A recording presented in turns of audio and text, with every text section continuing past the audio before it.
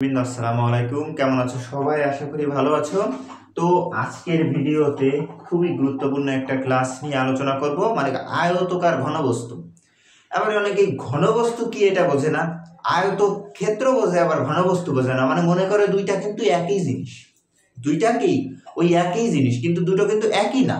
আমি বিষয়টা তোমাদেরকে আজকে পুরো ক্লিয়ার করে দিচ্ছি। দেখো তো,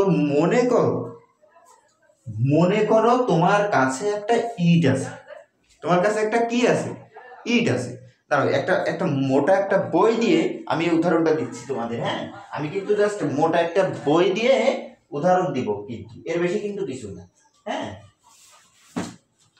তো দেখো এই যে এই একটা বই, ধরো এই একটা বই মনে করো, এটা দিয়ে ভালো হবে। আর হ্যাঁ, ধরো এই একটা যে বই, এই বইটা কোন ক্ষেত্র? আগে তোমরা বলছো 2D আর 3D, মানে এটা দিয়ে আমি একটু এটা দিয়ে একটু বোঝানোর চেষ্টা করি। 2D আর 3D।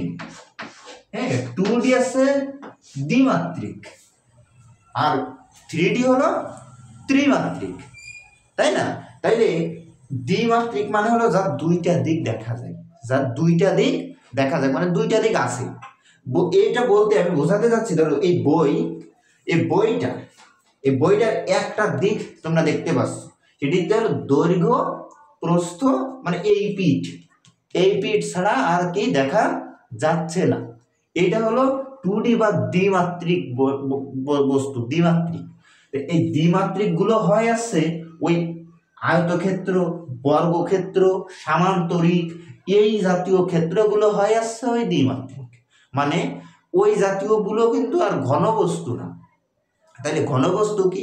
ঘনবস্তু হলো যার দৈর্ঘ্য থাকবে, প্রস্থ থাকবে এবং উচ্চতা, মানে তিন দিকই দেখা যাবে, সব দিকই দেখা যাবে, সব দিকে কি দেখা যায়। এইটা হলো ত্রিমাত্রিক বা ঘনবস্তু বা 3D। ঠিক আছে? তাহলে আশা করি বুঝতে পেরেছে। এবার আমি তোমাদের বিষয়টা দেখাই। প্রথমে আয়তকার ঘনবস্তু, এটা কিন্তু একটা আয়তকার ঘনবস্তু, কারণ দৈর্ঘ্য বেশি বড়, প্রস্থ ছোট, দৈর্ঘ্য প্রস্থ, তাই না? এটা হলো আয়তকার ঘনবস্তু। আর ঘনবস্তু কেন? এই একটা পিঠ, মানে এর একটা দিক হবে আয়তক্ষেত্র, আর সব দিক মিলে হলো আয়তকার ঘনবস্তু, মানে সব দিকেই দেখা যায়। তাহলে একটা আয়তকার ঘনবস্তুর তল কয়টি? 6টি। ওইবার আয়তকার ক্ষেত্র শুধু তো দৈর্ঘ্য আর প্রস্থ, একটা তলই দেখা যায়। 2Dতে একটা তল, একটা দিক দেখা যাবে। 3D মানে ত্রিমাত্রিক বা ঘনবস্তুর ক্ষেত্রে সব দিকেই দেখা যায়, তাই না? তাইলে এই কি বলে তোমার ওই 3D বা ত্রিমাত্রিক বা ঘনবস্তুর ক্ষেত্রে একটা ঘনবস্তু বা ইট বা বই যাই বলো না কেন, তল কয়টি হবে? 6টি। আয়তকার ঘনবস্তু হোক বা ঘনবস্তু, ঘনকটা আমি আবার বোঝাচ্ছি, একই জিনিস, দুইটা কিন্তু একই জিনিস। কেন? কারণ আয়তকার ঘনবস্তু তো আয়তক্ষেত্র। এই যে ধরো আয়তক্ষেত্রে কি দৈর্ঘ্য প্রস্থ সমান না, দৈর্ঘ্য প্রস্থ সমান না, কিন্তু বর্গের কি হয়? বর্গের দৈর্ঘ্য প্রস্থ সব দিকে সমান, তাই না? তাহলে সব দিকে একটা সমান, একটা সমান না, এই একটা সমান না, একটা সমান, এই জাতীয়। তাই জন্য এটা আয়তকার ঘনবস্তু, এটা ঘনবস্তু বর্গ। ঠিক আছে? তাহলে এই যে একটা আয়তকার ঘনবস্তু বা বর্গ বা ঘনক যাই হোক না কেন, তল কয়টা? ওই যে রিবিক্স কিউব দেখো না, ওইটা। তাহলে এই আয়তকার ঘনবস্তুর তল কয়টি? তল 6টি। কিভাবে 6টি? এই যে 1টি, 2টি হলো, 3টি, 4টি, 5টি, 6টি। তাহলে একটা আয়তকার ঘনবস্তুর তল 6টা, যাকে আমরা যদি এই যে একটা আয়তকার ঘনবস্তুকে যদি একটা পেপারের মাধ্যমে তোমাদেরকে দেখানোর চেষ্টা করি, তাহলে এরকম, মানে এই যে প্রথম পার্ট, তলের পার্ট, তার আগের পার্ট এটা না, এই যে প্রথম পার্ট, এইটা,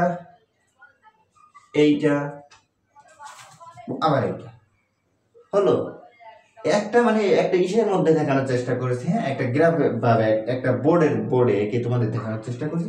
এইবার এই হলো তলেরটা, এই হলো উপরেরটা, হলো 6টা। একটা আয়তকার ঘনবস্তুর কিন্তু 6টা তল। এবার ঘনক মানে তো চারিদিকে কি সমান। ঘনক মানে এটা একটা টিস্যুর এর দেখা, এটা কিন্তু চারিদিকেই সমান। হ্যাঁ হ্যাঁ, এটা কিন্তু কি চারিদিকেই সমান। এটা কিন্তু একটা টিস্যু, এটা বসুন্ধরা টিস্যু, সবাই চেনে। এই যে দেখো এই যে এটা কিন্তু চারিদিকেই সমান। আবার বের হয়ে যায়। এটা কিন্তু কি চারিদিকেই সমান। যাই হোক দেখা, আমি জাস্ট দেখাই আগে, হ্যাঁ একটা বের করে দিই। এই যে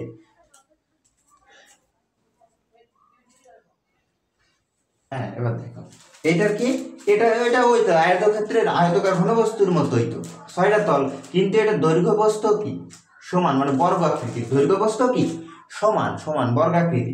তাহলে হলো তো এই যে জাস্ট একই নিয়ম, জাস্ট একটা দৈর্ঘ্য প্রস্থ সমান, এটা দৈর্ঘ্য প্রস্থ কি সমান না, একটা দৈর্ঘ্য প্রস্থ সমান, একটা দৈর্ঘ্য প্রস্থ সমান না, মানে একটা আয়তকার ঘনবস্তু একটা ঘনবস্তু। ঠিক আছে, তাহলে আশা করি এটা নিয়ে কোনো সমস্যা নেই। হ্যাঁ, তাহলে এটারও তো 6টা তল, 1টা 2টো 3টে 4টে 5টা 6টা, আশা করি 6টা ক্লিয়ার। 6টা তো সবাই জেনে গেলে। হ্যাঁ, তাহলে এই হলো ঘনবস্তু, মানে সব দিকেই দেখা যায়, কিন্তু একটা বর্গের কি খালি এক পাশ দেখা যাবে, শুধু এক পাশ, তাই না, এক পাশ দেখা গেল কিন্তু। হ্যাঁ, তাহলে যাক হলো আয়তকার ঘনবস্তু চেনা হলো। এইবার এটা দেখাচ্ছি পরে, এটা পরে। হ্যাঁ, আগে একটা একটা করে দেখাই। এইবার এর কর্ণ দৈর্ঘ্য কি? আচ্ছা, আয়তক্ষেত্রের কর্ণ দৈর্ঘ্য কি ছিল? আয়তক্ষেত্রের কর্ণ দৈর্ঘ্য কি হলো? Root A square B square, এটা ছিল না? রুট এ স্কোয়ার আগের ভিডিওতে দেখাইছি। এখানে root A square B square যে পিথাগোরাসের সূত্র দিয়ে এভাবেই তো বের হয়েছে, এই সবগুলো এইটাও এরকম বের হবে। তাহলে এটা দৈর্ঘ্য বস্তু উচ্চতাও আছে না, মানে 3D দেখা যাবে কেমন। এবারে এইটারও কর্ণ আছে, 1টা 2টো 3টে, দেখো দি সবগুলো কর্ণ না, এই কারণে প্লাস সি স্কোয়ার, মানে উচ্চতাটা যোগ হয়ে গেল এর সাথে। হ্যাঁ, এজন্য কর্ণ দৈর্ঘ্য root A square B square C square, একই ফর্মুলা, একই সিস্টেম। ঠিক আছে, এইবার ক্ষেত্রফল, সমগ্র তলের ক্ষেত্রফল, সমগ্র তল মানে কি? এই যে লিখলাম সমগ্র তল, সবার এখানে সবার এখানে সমগ্র তল বলা আছে, সবার এখানেই সমগ্র তল, এই যে এখানেও আছে, এই বেলুনের বেলায়ও আছে, এটার বেলায় তো লিখিনি কারণ সোজাসুজি, তাই এই যে দেখাই দিছি। হ্যাঁ, এটা তো লিখিনি। যাই হোক, সমগ্র তল কথাটার অর্থ কি? সমগ্র তল কথাটার অর্থ হলো মানে সব তল একসাথে, সব তল একসাথে, মানে একটা তল মানে 6টা তল একসাথে, 2টো 3টে 4টে 5টা 6টা তল একসাথে ক্ষেত্রফল নির্ণয় করতে হবে। তাহলে একটা তলের ক্ষেত্রফল কত? মানে আয়তক্ষেত্রের ক্ষেত্রফল নির্ণয়ের সূত্র কি? দৈর্ঘ্য গুণ প্রস্থ। এই যে যদি আমরা এ ধরি আর বি ধরি, ওই যে আগের ভিডিওতে দেখালাম না, এ গুণ বি, মানে দৈর্ঘ্য গুণ প্রস্থ, এ গুণ বি, এটা না দৈর্ঘ্য গুণ প্রস্থ হলো। এ তো একটা, এই দেখো আয়ত দেখাচ্ছি তো, বইটা দেখাই। হ্যাঁ, এই যে দৈর্ঘ্য গুণ প্রস্থ, দৈর্ঘ্য গুণ প্রস্থ, দৈর্ঘ্য গুণ প্রস্থ। তাহলে এটা হলো একটা তলের ক্ষেত্রফল। তাহলে তল কয়টি? তল তো 6টি, তাহলে ওই ক্ষেত্রেও তাই হবে, দৈর্ঘ্য গুণ প্রস্থ, দৈর্ঘ্য গুণ প্রস্থ, দৈর্ঘ্য গুণ প্রস্থ, মানে সব এই একই হবে, দৈর্ঘ্য গুণ প্রস্থ, মানে সব তলের ক্ষেত্রফল, যেহেতু আয়তক্ষেত্র সব তো একই হবে নাকি। তাই দৈর্ঘ্য গুণ প্রস্থ, দৈর্ঘ্য গুণ প্রস্থ 6বার না লিখে, 6বার না লিখে, এই যে যেখানে আমরা দৈর্ঘ্য গুণ প্রস্থ একবার লিখলাম একটা তলে, এবার 2টা তলে কয়বার হবে? 2বার হবে। 6টা তলে 6বার হবে। তাহলে এইটা যদি এ বি, তাহলে এইটাও তো এ বি, কারণ 2টার দিকই তো সমান দিক, এ বি হলো। তাহলে এ বি 2বার, তার মানে 6বার। আমি লিখেই দেখাই। হ্যাঁ, এ বি গুণ এ বি, ভালো হলো, এ বি গুণ এ বি গুণ। এবার বি সি কেন দিছি? কারণ কি এর উচ্চতা আছে না, দৈর্ঘ্য প্রস্থ উচ্চতা, দৈর্ঘ্য প্রস্থ, আবার এই ধরো এটা ধরো উচ্চতা, এটা ধরো কি উচ্চতা। হ্যাঁ, তাহলে দৈর্ঘ্য প্রস্থ উচ্চতা মানে সি, এ বি সি, তাহলে এইটা এ, তার মানে এর দৈর্ঘ্য এ, সব দিকে এ হবে, এটা তাহলে সি হবে। তাহলে এসি, এই যে এসি দেখো, সি এ লিখছি আমি, তাহলে 2বার লিখতে হতো তাই না, এসি গুণ এসি। হ্যাঁ, কারণ এই যে এসি গুণ এসি, এসি গুণ এসি, আর বিসি গুণ বিসি, বিসি গুণ বিসি, বিসি গুণ বিসি, 2বার না, সব জায়গায় 2বার লিখলাম, তাহলে একবার করে বেড়ে গেল 2বার না, এই জন্য 2 কমান নিয়ে এ বি যোগ বিসি যোগ সি এ বি যোগ বিসি যোগ সি এ, এই যে মাঝখানে যোগ চিহ্ন, মাঝখানে যোগ চিহ্ন দিতে হতো। হ্যাঁ, তা ওই অত না লিখে জাস্ট 2 একবার লিখলেই হয়ে যায়, জাস্ট 2 একবার লিখলে হয়ে যায় কিন্তু। হ্যাঁ, তাহলে এই সব না লিখে আমরা কি লিখি? এ বি যোগ বিসি যোগ সি এ, মানে সব দৈর্ঘ্য প্রস্থ সমগ্র তল, মানে 6টা তল একসাথে যোগ হবে। এখানে কিন্তু যোগ হতো, হ্যাঁ আমার ভুল হলো। হ্যাঁ, এখানে কিন্তু যোগ হতো, এখানেও যোগ হতো, মানে এই এটার ক্ষেত্রফল মানে ওই দুইটা, পরের দুইটা, তারপরের দুইটা, এই সব তিনটা তল একসাথে যোগে 6টা তলই তো। কিন্তু এই দেখো 6টা তল, কিন্তু এটা সমান এটা সমান না, এই জন্য যোগ করতে হয়। হ্যাঁ, সমগ্র তলের ক্ষেত্রফল মানে যোগই তো। সবার ক্ষেত্রফল একসাথে দেখাবো, তাহলে যোগ যোগ যোগ করেই তো দেখাবো। এবার ঘনকের বেলায়ও তাই, ঘনকের বেলায়ও তাই। ও আয়তন, আয়তন মানে আসছে কি, মানে আয়তন মানে হলো দেখো আমি দেখাই বুঝাই দিচ্ছি আয়তন কি। তোমরা তো জানো এই ক্ষেত্রফল মানে এর সব কতটুকু জায়গা আছে তাই। এবার আয়তন মানে হলো ধরো এই যে বইটা আমার হাতের উপরে থাকলো, কতটুকু জায়গা নিয়ে আসে ওইটাই হলো আয়তন। কতটুকু জায়গা নিয়ে আসে ওইটা হলো আয়তন। এবার এর উপরে যদি এর উপরে যদি ধরো এই পারফিউম বোতলটা যদি রাখি, এইটা এটা এটা তো সিলিন্ডার আকৃতি, এবার ধরো এইটা এবার ধরো রাখা হলে এইটা কতটুকু জায়গা নিয়ে আসে মানে আয়তনের দৈর্ঘ্য বস্তু এই উচ্চতা সহ, এর উপরে এখানে তো আর কিছু ধরবে না, আর কিছু থাকবে না। এই কারণে এটা কতটুকু জায়গা নিয়ে আসে এটা বের করাই হলো আয়তন। এজন্য এ বি সি, আয়তনের নির্ণয় সূত্র আছে এ বি সি মানে কি, ওই দৈর্ঘ্য গুণ প্রস্থ গুণ উচ্চতা, দৈর্ঘ্য প্রস্থ উচ্চতা গুণ করতে হবে। দৈর্ঘ্য গুণ প্রস্থ গুণ উচ্চতা লিখলেও হয় এ বি সি, মানে আমি তো ধরলামই দৈর্ঘ্য এ, প্রস্থ বি, উচ্চতা সি, এই কারণে আমি লিখছি এ বি সি। ঘনকের, ঘনকের কর্ণের দৈর্ঘ্য নির্ণয়ের সূত্র √3a। কেন √3a? কারণ বর্গের কর্ণের দৈর্ঘ্য √2a ছিল, ওই যে আগের ভিডিওতে দেখাইছি, কিন্তু ওটা একটু দেখে এসো। √2a ছিল, আচ্ছা √2a যদি থাকে তাহলে এটা তো √3 হবে, কারণ তিনটা তো, হ্যাঁ এটা তো দুইটার দিক, হ্যাঁ আর ওইটার কি তিনটা না, এই কারণে এই বোঝো, এইটাই বোঝো। আরে 6a² কেন, এর সমগ্র তলের ক্ষেত্রফল 6a² কেন, কারণ এর 6টা তল না, এই যে এইটা ছিল, এটা ছিল আমাদের, এই যে 6টা তলই তো সমান সমান, আর মানে এইটা কিন্তু মনে করতে হবে এই সমান সমান, হ্যাঁ মানে এটা তো সব দিকে সমান দেখানো আসলে এই কেমনটা, হ্যাঁ এটা দিয়ে আমি জাস্ট বোঝাচ্ছি যদি দৈর্ঘ্য প্রস্থ উচ্চতা সমান, হ্যাঁ আরে সব দিকে সমান মানে হলো ধরো সব দিকেই সমান, হ্যাঁ ধরো সব দিকে সমান। ওই যে রিবিক্স কিউব আছে না, যে কিউব যেটা মিলাই, এই যে দেখো এলোমেলো মিলাই না, ওইটা কিন্তু ওইটা মনে করবা। এটা তো আমি জাস্ট দৈর্ঘ্য প্রস্থ উচ্চতা নিয়ে দেখালাম, হ্যাঁ দৈর্ঘ্য প্রস্থ নিয়ে দেখালাম, উচ্চতা কিন্তু সমান হবে, যে উচ্চতা দেখছে এইটুকু না, একবারে সমান এটার মতো, মানে সব দিকেই সমান হবে, সব দিকেই সমান, এটা আমার আঁকাও হয়নি দেখেছো, মানে সব দিকে সমান হতে হবে, তাইলে হবে ঘনক।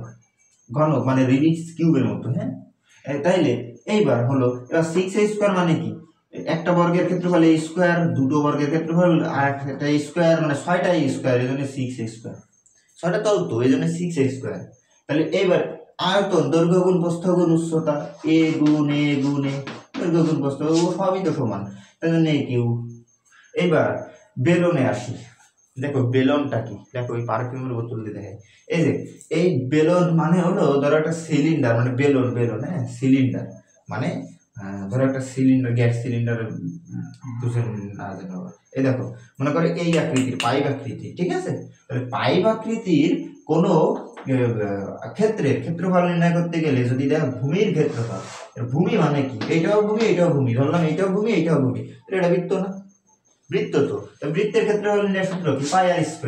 বৃত্তের ক্ষেত্রফল নির্ণয়ের সূত্র কি, πr², তাহলে এটাও বৃত্ত এখানেও বৃত্ত, একই তো ভূমির ক্ষেত্রফল, এই জন্য πr²। তাহলে বক্র পৃষ্ঠের ক্ষেত্রফল মানে কি, বক্র পৃষ্ঠের ক্ষেত্রফল হলো বডি বডি, হ্যাঁ এই বডি, বক্র পৃষ্ঠের ক্ষেত্রফল এই যেটা, এটাকে যদি আমরা আয়তকার একটা শেপ দিই, মানে যদি ভেঙে ধরো একটা বানায় তাহলে এরকম দেখায়, হ্যাঁ এই জন্য এরকম দেখালে 2πr আসলো কেন, ওটা তো দৈর্ঘ্য প্রস্থ হতে হবে, মানে দৈর্ঘ্য আর প্রস্থ হতো তাই না, দৈর্ঘ্য আর প্রস্থ হতো তাই না, তাইলে এইবার দৈর্ঘ্য প্রস্থ হবে না কিন্তু, কারণ কি এটা ধরো একটা বৃত্তকে যদি আয়তকার শেপও কিন্তু দেওয়া যায়, এটা নিয়ে পরে বুঝাবো একদিন, হ্যাঁ এটা তো অনেক বড় হয়ে যাবে ভিডিও। তাইলে এইটাও ধরো বৃত্তরই অংশ, হ্যাঁ এই জন্য বৃত্তের পরিধি নির্ণয় সূত্র, বৃত্তের পরিধি ধরো এটা তো পরিধি তো, এই যে সব এই তো এই যে আশপাশ পরিধি আমি আগের ভিডিওতে দেখাই, 2πr পরিধি নির্ণয় সূত্র কি, 2πr। এইবার এইচ মানে তো উচ্চতা, এইচ মানে কি উচ্চতা, এই যে হাই হাই হাই মানে উচ্চতা, এই যে এইচ 2πr হয়ে গেল বক্র পৃষ্ঠের ক্ষেত্রফল। এইবার হলো সমগ্র তলের ক্ষেত্রফল কি, ওই যে সমগ্র তল মানে কি সব কটা একসাথে, সব তল ওই একসাথে, সব তল একসাথে মিলে ক্ষেত্রফল, তাহলে সব তল একসাথে মিলে ক্ষেত্রফল হওয়ার কথা ছিল কি πr², মানে নিচেরটা এই নিচেরটা ধরো, হ্যাঁ এবার পাই আর স্কোয়ার যোগ পাই আর স্কোয়ার, হ্যাঁ, যোগ 2 পাই আর এইচ, এটা হওয়ার কথা ছিল না এরকমটা। আমি আমি আমি বোঝানোর জন্য আরেকবার লিখতেছি, দাঁড়াও, হ্যাঁ, মানে সিরিয়ালে লিখি। হ্যাঁ, প্রথমে এইটা পাই আর স্কোয়ার যোগ এই বডি 2 পাই আর এইচ, এই যে এইটা এটা এটা। এবার এই নিচেরটা কি, এই যে নিচেরটা এই এর উপরেরটা এই যোগ পাই আর স্কোয়ার, এরকমটা হতো। তো এরকম কি লেখা যায়, মানে একবারে কেমনটা দেখা যায় না? তা এর কমান নিল 2 পাই আর, মানে এক জায়গায় নিয়ে এই যে এটা একটা একটা দুটো, হ্যাঁ, এই দুটো পাই আর এই নিয়েও আছে 2 পাই আর, ঠিক আছে। এইবার আর প্লাস এস কমান নিলে এটা থাকে। এবার আয়তন মানে কি, দৈর্ঘ্য গুণ প্রস্থ গুণ উচ্চতা, মানে ওই যে ক্ষেত্রফল গুণ উচ্চতা, সেরকম না? তাহলে বৃত্তের ক্ষেত্রফলে তো দৈর্ঘ্য প্রস্থ নেই, এই জন্য পাই আর স্কোয়ার, ওইটা মনে করো দৈর্ঘ্য প্রস্থ, আর এই যে উচ্চতা হয়ে গেল আয়তন। দৈর্ঘ্য গুণ প্রস্থ গুণ উচ্চতা সবই তো এসছে। তো আশা করি এই বেসিক বিষয়টা তোমরা বুঝতে পেরেছো। তো আজকে এই পর্যন্তই, সবাই ভালো থাকো, সুস্থ থাকো, আসসালাম।